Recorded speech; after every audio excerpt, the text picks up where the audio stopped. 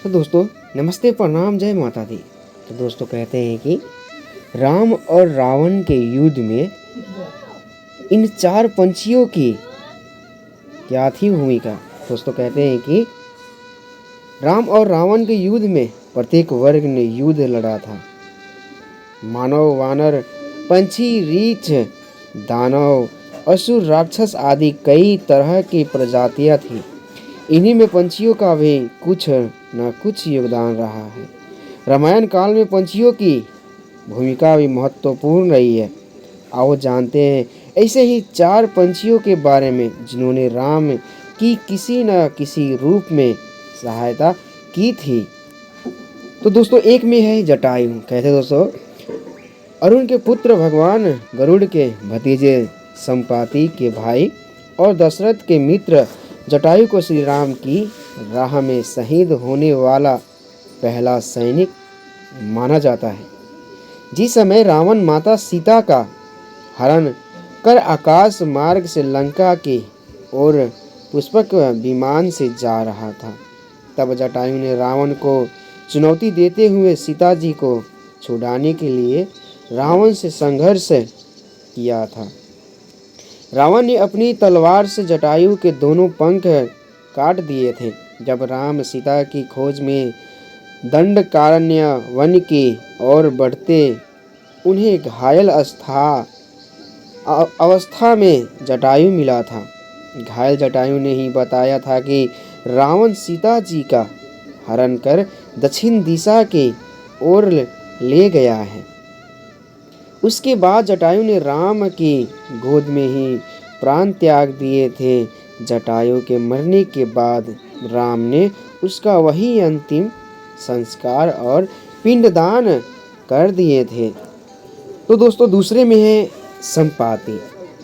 जामवंत, अंगद, हनुमान आदि जब सीता माता को ढूंढने जा रहे थे, तब मार्ग में उन्हें बिना पंख का विशालकाय पंछी संपाति नजर आया, जो उन्हें खाना चाहता था। लेकिन जामवंत ने उस पंछी को राम योथा सुनाई और अंगद आदि ने उन्हें उनके भाई जटायु की मृत्यु का समाचार दिया। यह समाचार सुनकर संपाति दुखी हो गया।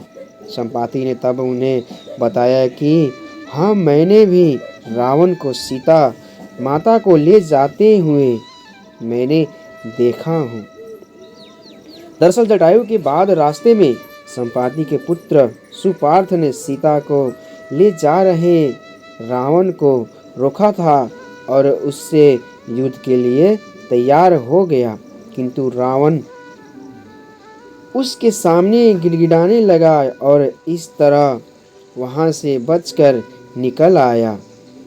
सुपार्श्व ने बताया, कोई काला राक्षस सुंदर नारी को लिए चला जा रहा था।